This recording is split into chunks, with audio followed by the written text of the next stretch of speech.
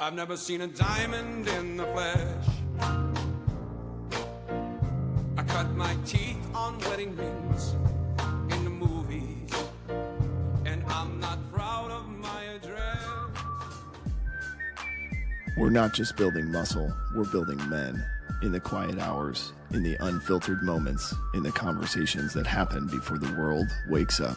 This is The Gloom, where brotherhood forms in the dark so we can lead in the light, where vulnerability is strength and leadership is handed from man to man, one story at a time.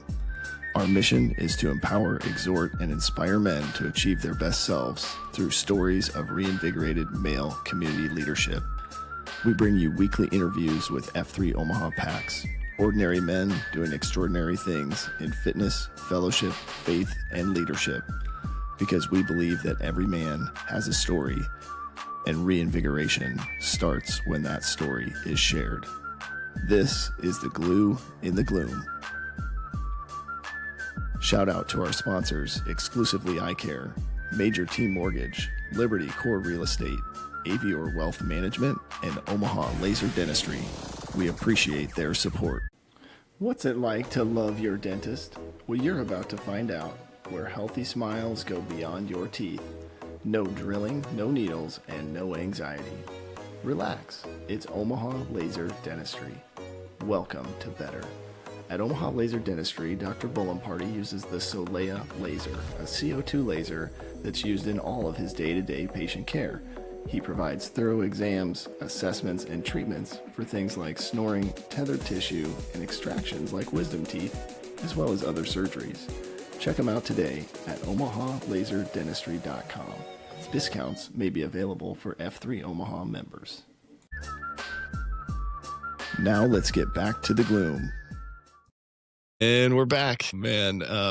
Just doing a little pre-chat with this guy, and I'm excited to get his story out there. Definitely been on some long runs with this man, and had some great conversations. Although he's never mentioned all these antlers that I'm seeing in his background, so we may have to get that story from him. But recent site queue at Halfway House, so really one of those sites that is a connector, I would say, across our entire region, right? Rotating locations and really that end of month challenge for all of the PACs across our region. So I got my man Backcountry. Good to see you, man. And where we like to start is just kind of that beginning, right? The journey.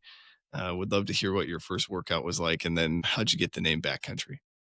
Sure. Yeah. So thanks for having me, Plague. I've been looking forward to this. So my F3 story kind of started with it was kind of a friend of a friend. I was over at Truly's house, actually. We have a friend that was his buddy from high school, my buddy from college. Armando was also there, and we were just sitting around a fire pit talking, and they mentioned F3 to me that day, and I had 1,000 questions, and they just kind of pushed me to try it out and give it a whirl. And it took a little bit after that initial conversation, but eventually, Armando just said, "Hey, let's do this.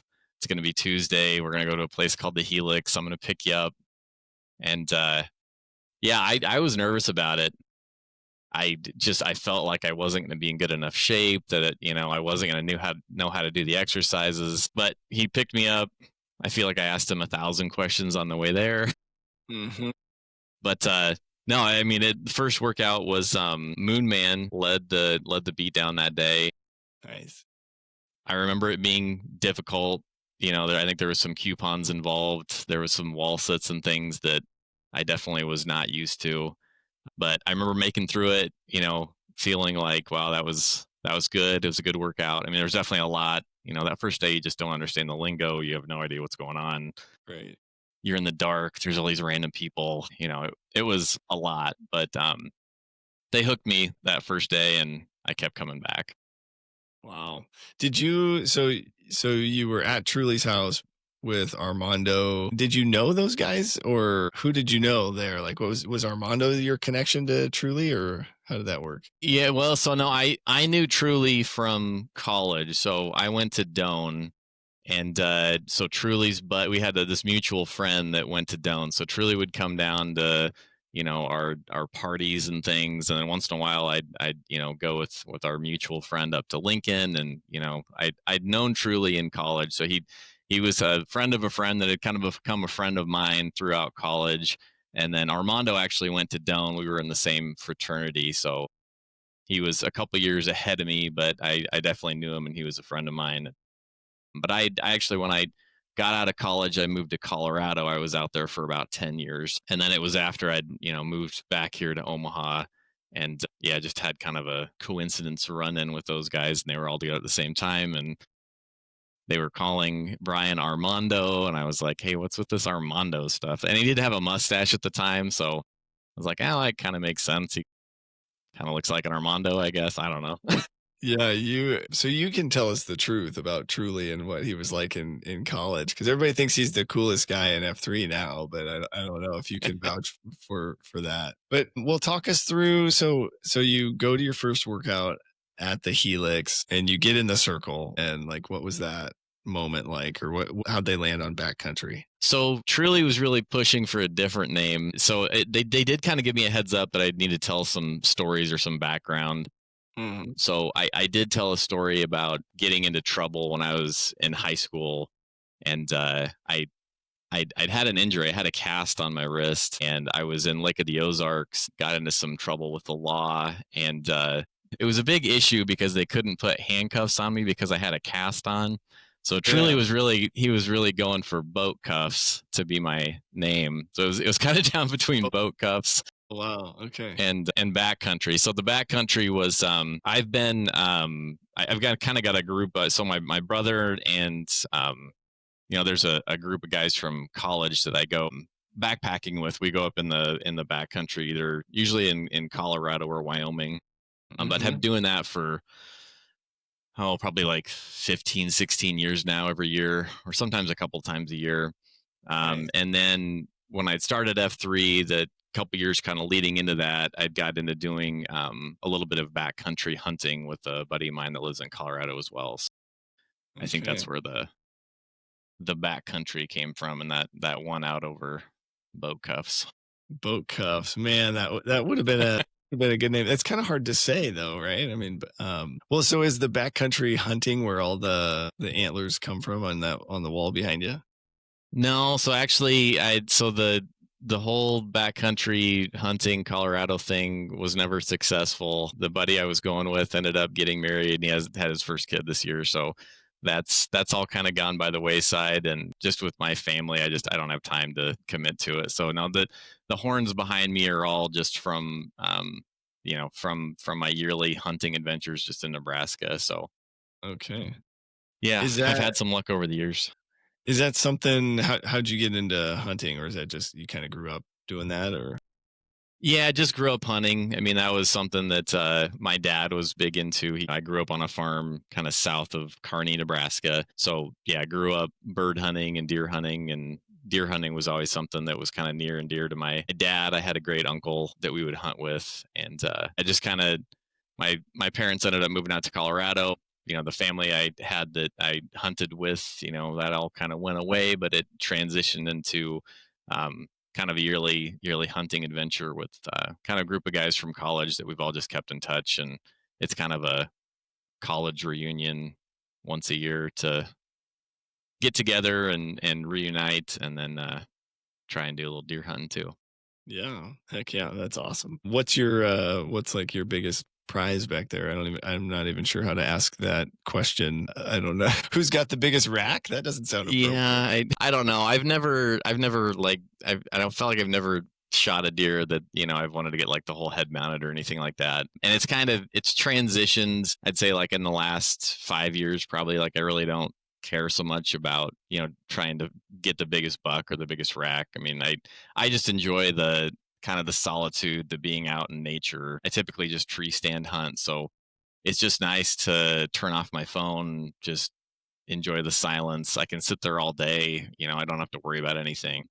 And I've really kind of gotten to the point where I enjoy the meat more than the horns. So like if I do end up shooting a younger deer, they seem to be a little bit tastier than the ruffled buck. So Yeah, it's definitely transition. Like when I was younger, it was always like, oh, I got to try and find that huge buck, and that's what's Yeah. important. And now it's more, it's also transitioned the last couple of years too, because my oldest son has been able to start hunting. Cool.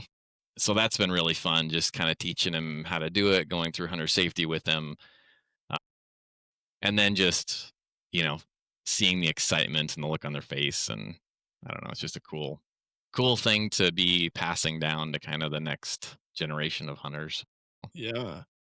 Yeah, I did not. We had recently just interviewed Speed Bump, and he was talking about his dad and him hunting, and just there's different rites of passage kind of moments for a young boy growing up. And my dad was not into hunting, so it's kind of this foreign world that I'm really curious about, but just haven't got into. I'm probably at the level of your oldest son. I need to take the safety class, to be prepared. But I love it. I appreciate you sharing that. I think it's just cool and thinking about like your fitness journey and like some of the things that maybe you did as a kid. I don't know if hunting is maybe one of those things, but when I look at you, I see this guy super fit. I feel like you've ran some of the longest miles of anybody I've known. Some of your longer runs, maybe with Bouncer, but talk us through, like, from a fitness standpoint, were you always into fitness or running? Or I guess from a small town, maybe were you a three sport varsity athlete, or what was that like?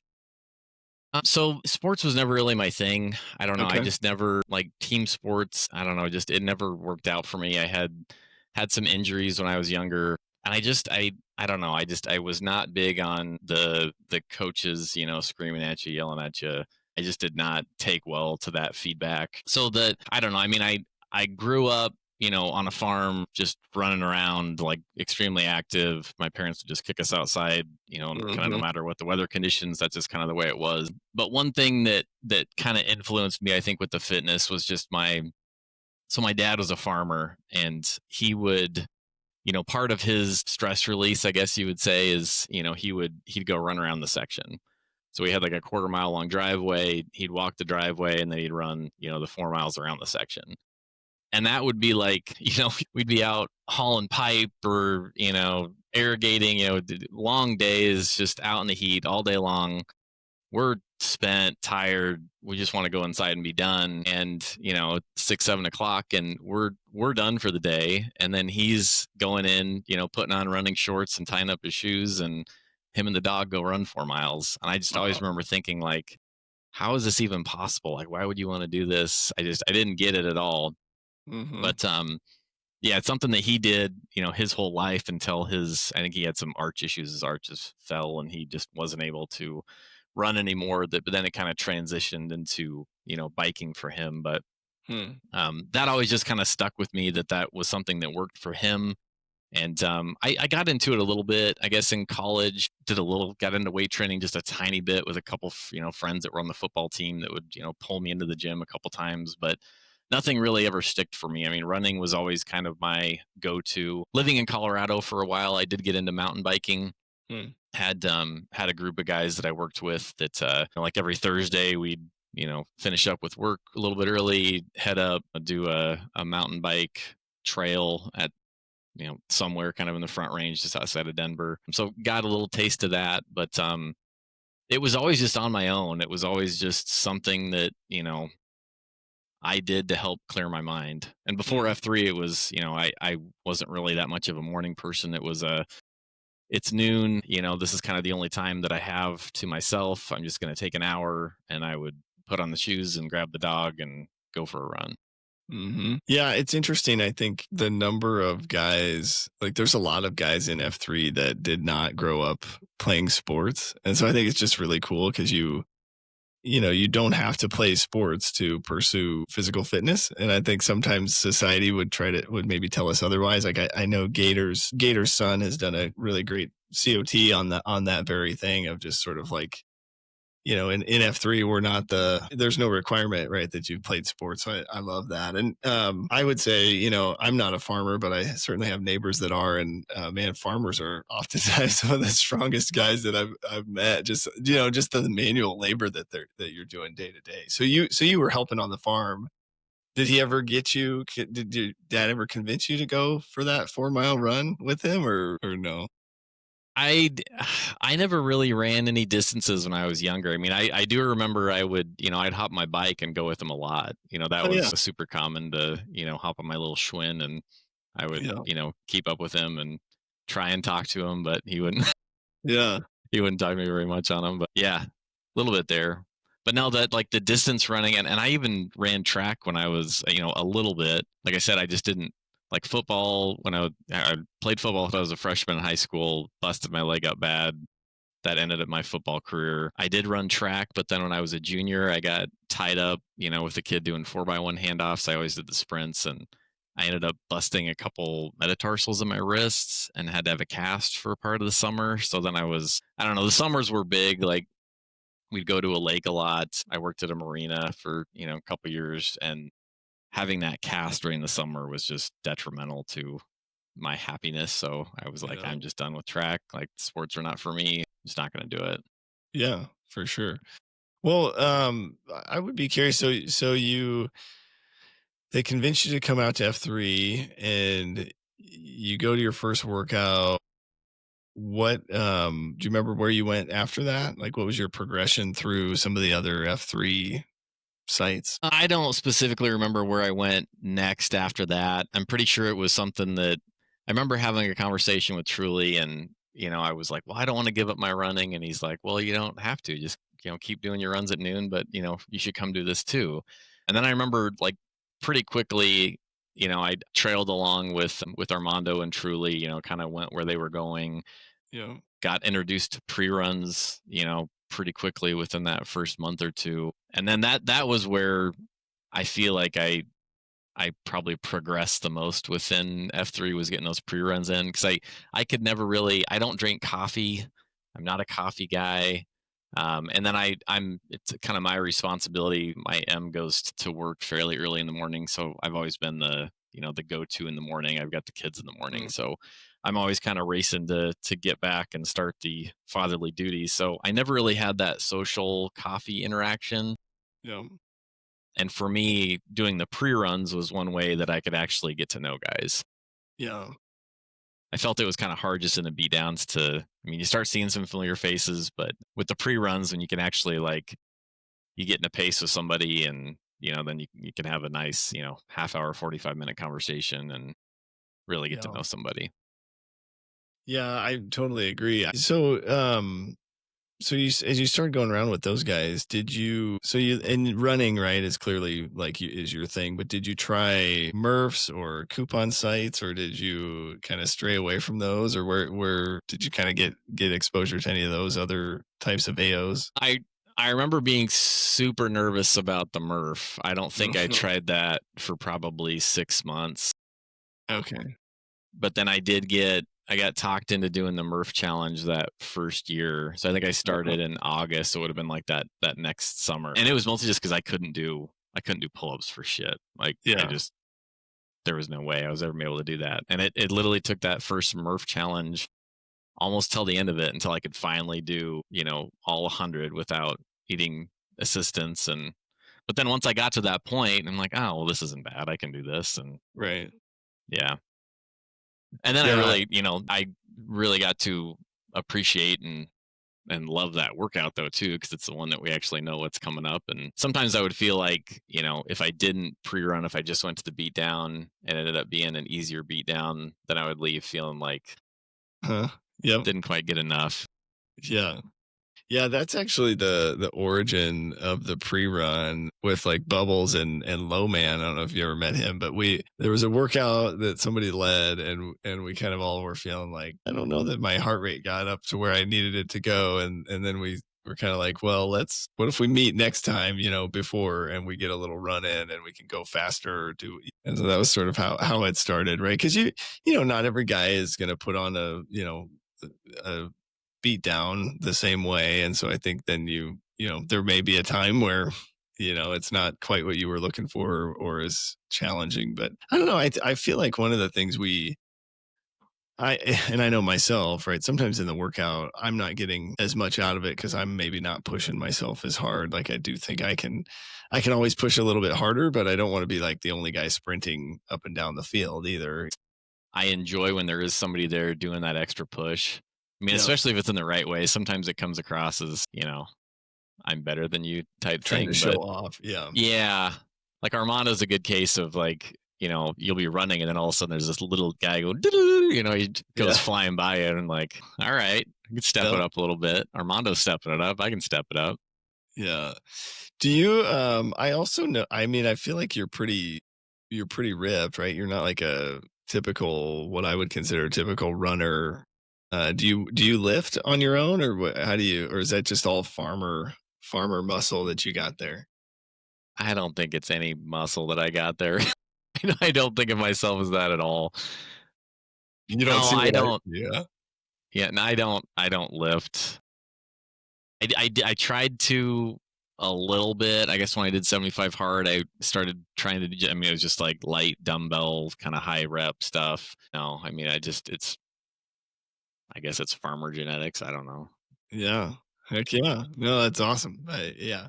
What so talk me through, I think the other thing I wanted to get your thoughts on, right? Because you're and it sounds like maybe you've had a few different injuries throughout the years that have been challenging, but so running, right, is like totally your thing, and you're leading this running AO basically, and then you kind of come to this period where you get injured. I don't know, talk us through that and kind of that experience. And I guess I would also love to know, like, any tips or tricks or things you found that helped you work through it, or how did you get through that sort of period of injury?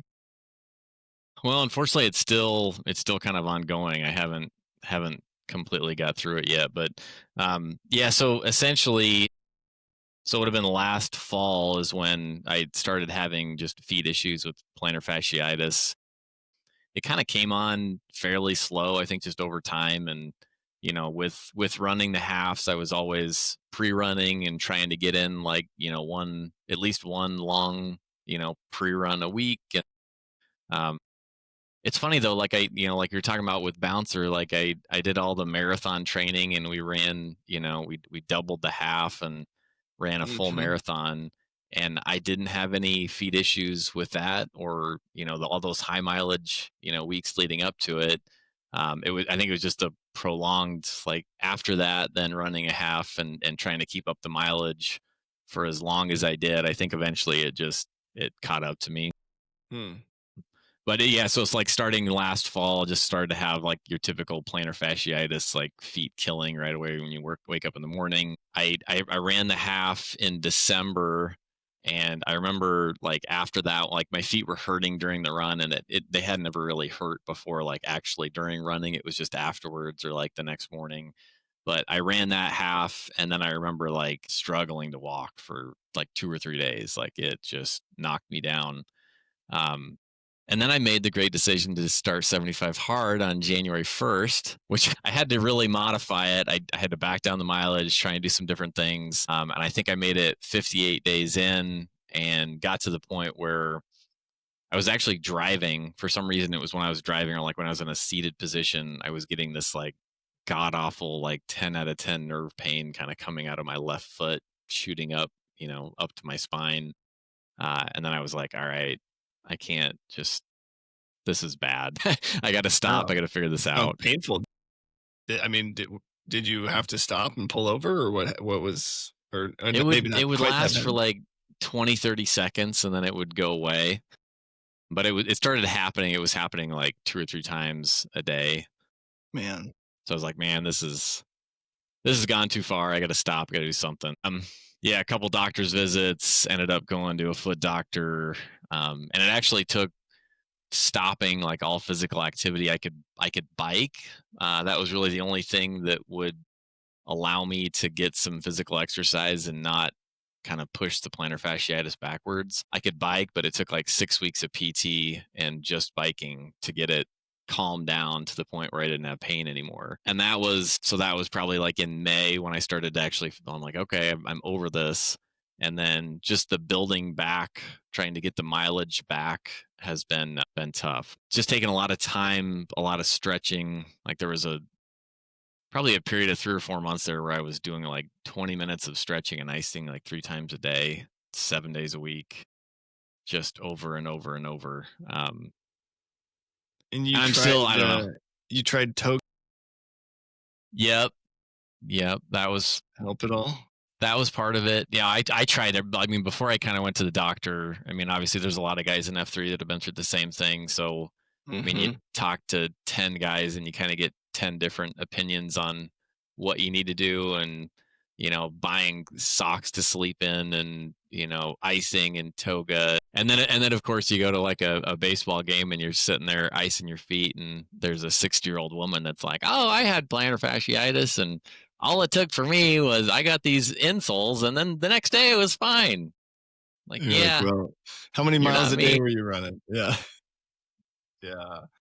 Well, and I guess I would be curious because it's such a a lot of the benefit, at least for me with exercise, is it's mental, right? Like I get so much benefit for my mental health. And I don't know, like you have this thing that you love doing, it's always worked, and then all of a sudden, like your body is basically telling you we're not doing that thing. I mean, how did you process that, or what? I don't know, was anything that helped you kind of deal with that portion of it? Or maybe that wasn't an issue you had to deal with. Yeah, I mean that definitely was an issue because that was always kind of one of my go-tos. Yeah, help clear my mind. I mean, in a couple of different ways, either running by myself and just having that time to process things or understand, how I'm going to address, things with work or family or whatever. And then also just the social aspect of it too. I mean, that with F3 and the runs, that had kind of turned into, how I was able to communicate with other people outside of my family, like on a consistent basis and Yeah. talking through things. And yeah, I mean, so it was tough. I mean, there was a couple of months there where until the weather kind of improved, I was just going to a gym and pedaling it out for an hour and just hating it. Mm. But I mean, once the weather improved enough that I could bike outside, I, was able to bike more, with some other F3 guys and some others kind of incorporated into the halfway house. I mean, there's a decent amount of halfway runs that there was just no way I was going to do. So I forced it upon the site queue to have we're like, hey, we're gonna do a bike option, and luckily, I mean, it seemed to work out. I mean, there was always 3 or 4 guys that showed up, and Yeah. we'd go for a bike ride while the guys ran and got it Yeah. done.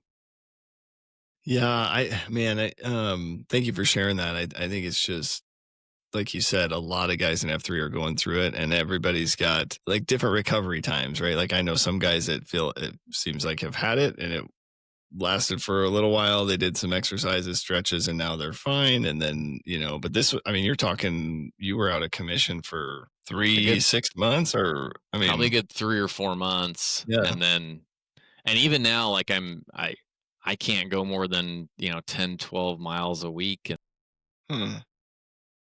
and that's it.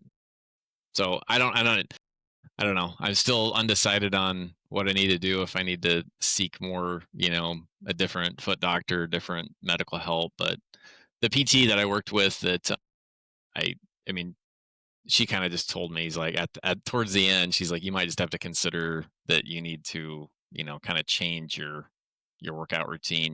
Might need to shift more to doing some different things besides just running because and it might just be overused too. I might have just done too much running for too long, and Yeah. I need to just let my body recover from that for a while before I try and push back into it. Yeah.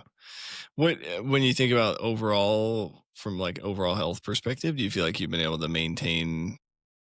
I mean, I feel like from an outsider perspective, looking at you, I feel like you still have maintained pretty good health throughout the injury and all of that. But how are you feeling? Yeah, I mean, I think so. I mean, it's tough because you always want to try and push yourself to be better, and some days I don't feel like I'm able to push myself. When you're used to having like a runner's weight, when you're in good running shape, like for me, I'd be low 190s if I was running a ton. And now I'm more Mm-hmm. like mid 190s. Mm-hmm. I mean, I'm sure there's more. I've definitely gained some muscle with doing more of the Murphs, but it's a hard balance, I think, because my mouth is used to eating like a runner too. I'm used to burning off Yeah. all those extra calories, and it's definitely been tough to try and transition. Yeah. For sure. Well, curious, when you think about like fellowship and you mentioned a few guys, but was that helpful or talk me through the fellowship. I'm thinking like having some guys that you could text and say, "Hey, I need to get a workout. I need some social time. Would you be willing to go for a bike ride or do something different?" I don't know, but talk me through just the fellowship piece in general. I would be curious. Like, how'd you go about meeting new guys? And then one of the things that's always interesting is the impact that F3 maybe had on your existing relationships with like Truly and Armando and some of those guys that you already knew. Yeah, I mean, I think for me it was definitely those long runs where I really got to know people. I mean, you can get to know them on a pre-run, but man, you can really get into some interesting, really deep conversations on some of those half runs, because you get, hour and a half, hour 45 minutes to just talk with somebody.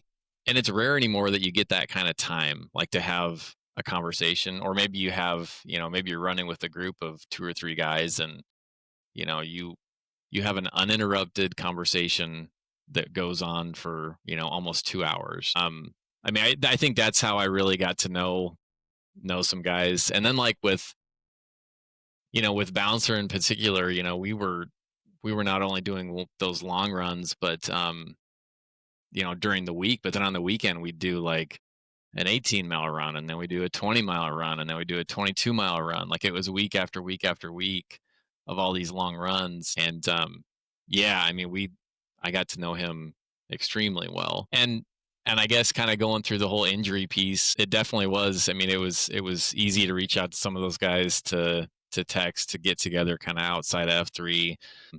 Like, looking back on it, I wish I would have. I mean, it was tough because with the feet issue, it's not like you can ruck. It's kind of hard to try and modify and do something else. But if nothing else, looking back on it, I wish I would have just came to some beat downs, or maybe just showed up afterwards for coffee, or, just done something to stay a little bit more involved, because I felt like I kind of curled up in a ball and, had a little pity party there for a little bit, but Yeah. got through it. Yeah, for sure. Well, and I think it's maybe part of the point, right, of like having this support system around, right? Because you never know, right, when you're gonna need it, right? You never know when you're going to be in a spot where you're, struggling to kind of push through. But Bouncer, I've had some conversations on some long runs. My problem, I think, at some point during like a half marathon, it's almost like you go to this whole nother place, right? And like you get a little more vulnerable, and and so it's just, I think, to your point, it produces like really strong relationships. But were you able to form a shield lock? Are you guys still in touch today? Do you feel like that sort of support system that you built up before the injury helped you kind of push through that, or what was that like? Yeah, I never really had like the formalized shield lock. I've just always had kind of a core group of guys that I've just been, close with or in touch with, or on text chains and things like that. Yeah. Yeah. But I mean, kind of going back to your question about like the existing relationship that I had with Armando and with Truly, it definitely opened my eyes more to them as individuals, because I like the side of them I knew and that I interacted with was more of your like, typical, we're partying, we're having a good time. It was all the fun side. Like, I never had the opportunity to really see those guys in their leadership roles. And I remember kind of the first time that I heard, like Armando and Truly, both of them give like COTs, and I'm just like, wow, these guys really have their shit together. for just knowing them as, chugging beers and doing crazy stuff, they really have their shit together. So that was cool to see. Yeah, and it's just made those, friendships stronger. And then I, drag them on some long runs, and yeah, been good. I love it. It is kind of funny, right? I always love the story of Armando. I think it was when Truly first met Armando, and he was drinking Old Crow in the dorms at Doan. And it's like his first time he ever met Armando. Of course, he didn't call him Armando at the time, but well, the other question I would have, a lot of guys find coffee, right, is like a helpful way to build relationships. It sounds like most of your fellowship was in those long runs, but I did hear you say something. I just got to know what's your What's your issue with coffee? You're not a coffee drinker? Do you like hot chocolate? Or you just never really you never picked up the coffee habit? I just never picked up the habit. Yeah. I've never liked the taste of it. Like, kind of funny, like my aunt didn't drink coffee until probably like 5 or 6 years ago. Like, she was the same way. Like, we never had coffee around. She did pick it up fairly recently, but whenever I try it, I'm just like, ugh, this just, it doesn't do it for me. I don't know. Yeah. I don't like it. I do Interesting. drink tea once in a while. Like, I'll drink hot Okay. tea more so in the winter though. I don't know. So once in a while I'll have it in the summer, but Are you an energy drink guy, or you just have natural energy and you're good to go? yeah, I think, I mean, I do like a little bit of caffeine from time to time, but usually, like, if I can have like tea or iced tea once in a while, I'll drink like a Coke Zero. I had a little while there where I got kind of addicted to having a Coke Zero every day at like 2 or 3 o'clock in the afternoon to push me through. Yeah, no, just, I don't know. Coffee was just never something that I felt I needed. Like, I was never, I could just get up and go. I didn't really ever need that extra push to get going or take a poop or like some Yeah, people. I'm envious of that. I feel like I experience all the benefits of coffee, but good for you, man. Well, the other piece, thinking about fellowship, we also kind of talk about just other relationships, right? So like relationship with your M or with your kids. And I would be curious if as you got into F3, any impact there that you noticed that maybe, having the group and the guys and all of the stuff that F3 provides, any benefit on your home life there? Yeah, for sure. I mean, I feel like I've taken a lot more away from F3 than I've given into it, and I think that's something that I need to work on going forward, is just to make sure that, I'm doing everything I can to pass it along to others and to help others, just with some of the things that I've gained from it. Because, like, just thinking about this conversation that we were going to have today and just kind of taking some time to reflect on the last, I guess it's been about 3 years now. Hmm. Yeah, I mean, I've, like, from a fitness perspective, I've done some things that I never thought would have ever been possible. Like the Murphs, the running the halves, consistently month after month, running that full marathon with Bouncer, just those things. I feel like I'm in better shape now than I've probably ever been in my life. I mean, and I just feel like that's probably pretty rare for a 42-year-old to say, like, I'm in better shape now than I was when I was, 16 or 18 or 20. Yeah. I definitely feel better now than I think I ever have too. And a lot of that's just from, you know, when you're around people that are doing good things, I feel like that rubs off on you. Like, when people are doing better, it makes you a better person. And I feel like there's a lot of characteristics of guys that have just rubbed off on me, and it's either just in observing the way people act and what they do, or, just having that nudge of, you should try 75 hard, and then the little things that you take away from it, even like there's some COTs will really hit you hard, and those ones that hit you hard and that really stick with you, I mean, there's a few that come to mind that that have always kind of stuck with me. One was Armando's, don't be a that, like, from a fitness perspective, that push is always in the back of my mind, like, don't be Yeah. it, just, work harder. Birdman had one once where, he mentioned how, he and his M have like coffee once a week, which I'm not a coffee drinker, so I don't do that. But, I after that, I was like, went to my M, I'm like, hey, we should have lunch like once a week, like, just Yeah. have once Heck a yeah. week where we reconnect. And that's something that's stuck, for the last couple of years. Like, we have lunch once a week. That's cool. Just little things about, parenting that I've taken away, like, with multiple kids, guys saying in COTs, like, hey, you need to have those times where you're focusing on one kid, or you're doing something specifically with that one kid versus having them all together in a group. Things about, technology and putting limits on it, putting the phone away, just getting out, doing other things. I'm a big outdoorsy nature person. I just really enjoy getting out, fishing, hunting, hiking. Our family always goes, we go tent camping once a year, usually up in the mountains somewhere, but that's just been something that's been really important to me. And I feel like just with F3, you know, the being outside, no matter what the conditions, it makes it a little Mhm. bit easier for me to help push the family to say, let's go walk the dog, or, let's go for it. It's raining a little bit, but yeah, we can still go for a hike. It's fine. Yeah. We're Yep. good. Yeah, I love that too. It's we won't melt, right? And sometimes like once it's out, once it starts raining, right? It's just like, well, we might as well get all, let's do some Merkins or, some sort of core exercise and let's just get all the way, soaked. And then there have been a few times where we're out there and I'm like, my kids would love it if I would let them, play in the rain like this. And I just kind of thought, why don't I? Like what? Like I'm out here, at 5 a.m, doing this, and if it's pouring rain at home, I'm normally like, stay inside. What? Remind me, how many kids do you have? I have three. Okay, and boys, girls, or Two boys and a girl. okay.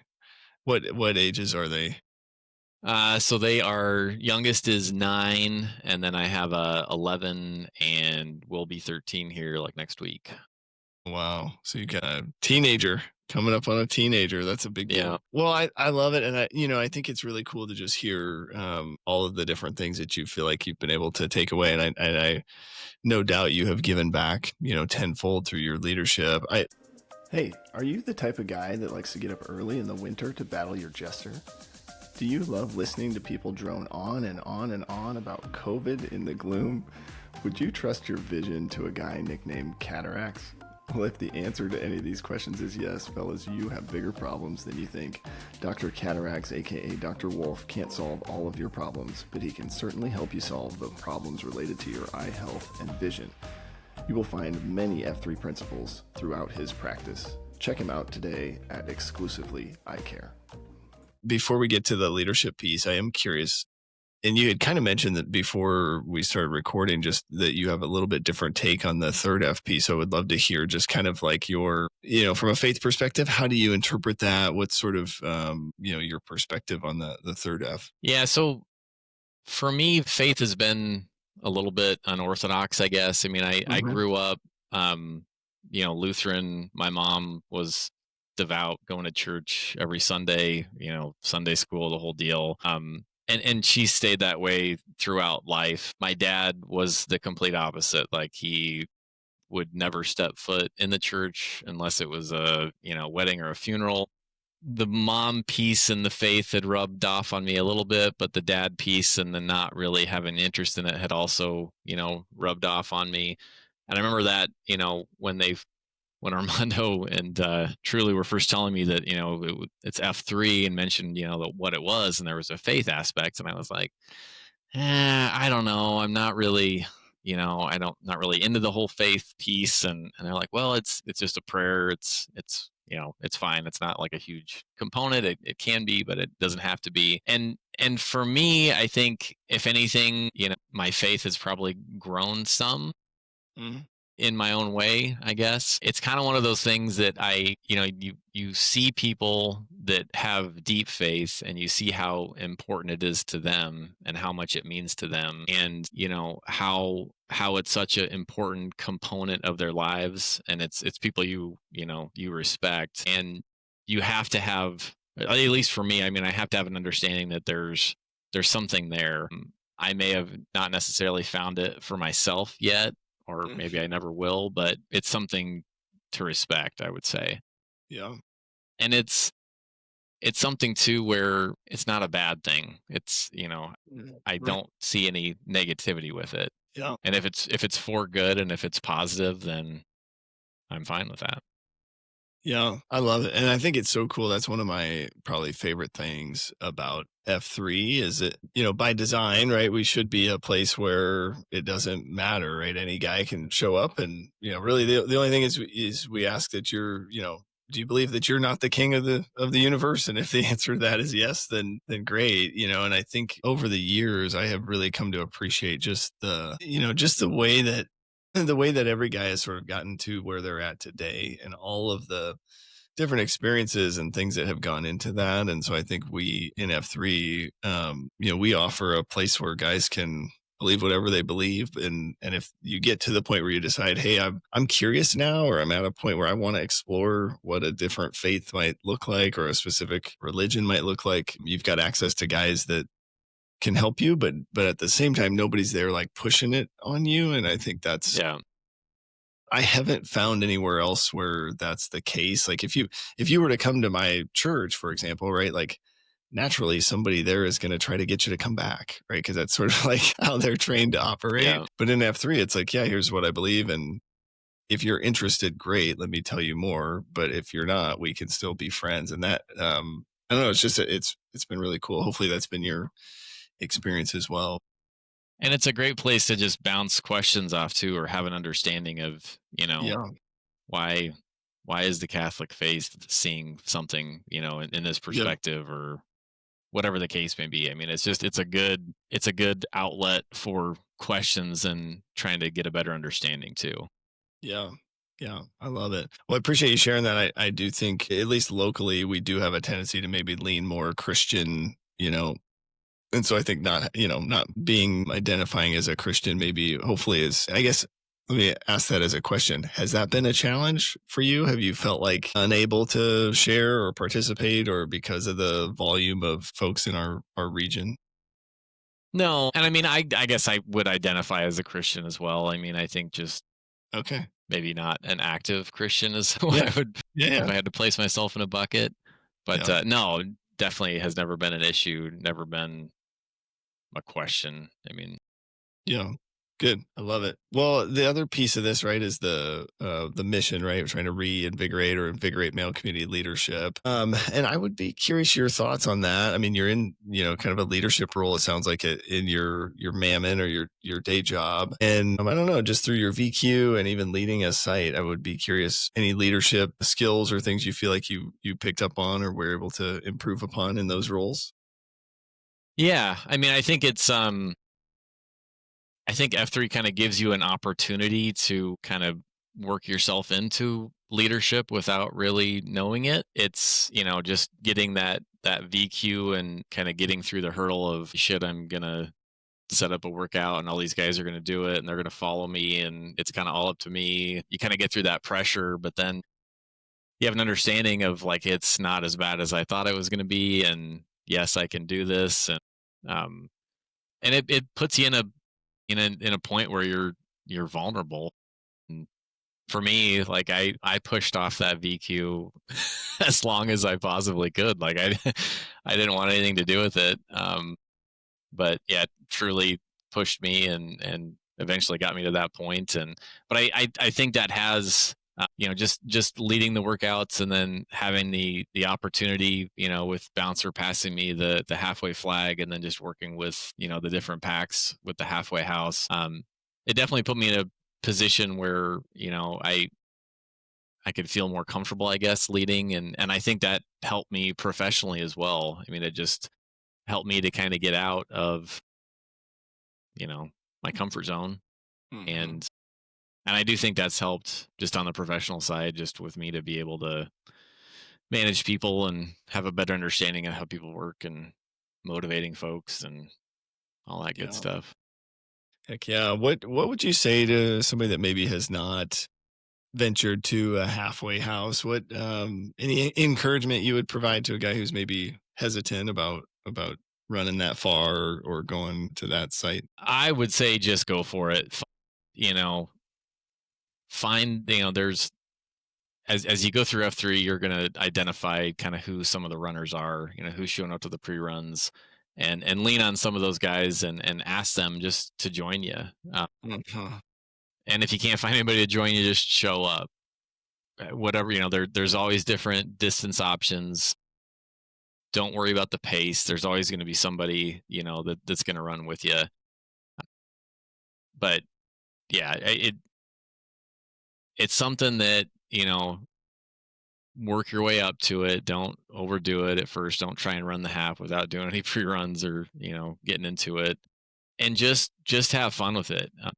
And know that it's like I said, it's just one of those rare opportunities where you can really connect with some people and connect with multiple people too. Like I've had multiple runs where you might start off at a pace and you might be on your own for a little while, but then you connect with another group, and or you might connect with, maybe you're running the half and you connect with the 10Kers or the 10 milers or whatever the case may be. But it's a great way to push yourself too. Like I know a lot of guys that are not runners or don't consider themselves runners that have worked their way up to it. And I can tell you, if it's something that you enjoy and do consistently, like man, if you can keep yourself in shape to run a half marathon on a monthly basis, and especially in those winter months, I mean, Hmm. that was always my issue before F3 was I would be in good shape in the spring and the summer and the fall, but then in the winter I would enter into this like cocoon of it's too cold out to do anything, and then I'd Yeah. gain 10, 15 pounds, and then I'd have to work it off, then I was starting over in the spring. But it's a great way to keep you going in the winter. Hmm. You can bundle up, you can run. I mean, you're not going to have crazy good times when you're running in the winter. But some of the best runs I've had have been those super cold, Yeah. nasty runs. Yeah. Well, it feels good to accomplish that, right? Because you know how hard it is, right? And how few people are actually out there running when it's below zero, and getting the frozen beard, and so I think when you get, if you go through that with somebody, with a friend, at the end of it, you're just like, wow, like you feel really accomplished. I know that was one of I'm only posting 3 days a week. And so then every time halfway rolls around, I'm sort of like, oh man, did I use up my 3 days or not? But I've got it. I like to get to host it every September, which has been really awesome. Tell me a little bit, because one of the different things about halfway is you rotate, right? And so you're going all over, all the different sectors within F3 Omaha. What was that like? And I don't know, any advice for guys that are site Qs? Would also love to hear that. Yeah, I mean and that's kind of part of the beauty of it too, is it's rotating, it's in different areas. I feel like I probably didn't do as good of a job as I could have of, trying to keep it moving around to different areas of town. I've kind of stuck out west, I think, for the most part. But that's what's great about it though too, is I mean you get to go on some runs in some areas that you've maybe never been in before Mhm. and just experience some different scenery. Yeah, I mean, I really enjoyed it. The the halfway house will always have a special place in my heart, I guess. And I just hope that I know I'll be able to get back to it eventually. I think it's going to take me a while to get back, to the point where I can run them consistently again. But yeah, I hope that, I can be like cataracts and, just have years and years under my belt of being able to accomplish that. Yeah, for sure. What about succession planning? That's kind of the other thing. Would love to hear. How did that go? How did you find somebody to hand the flag to?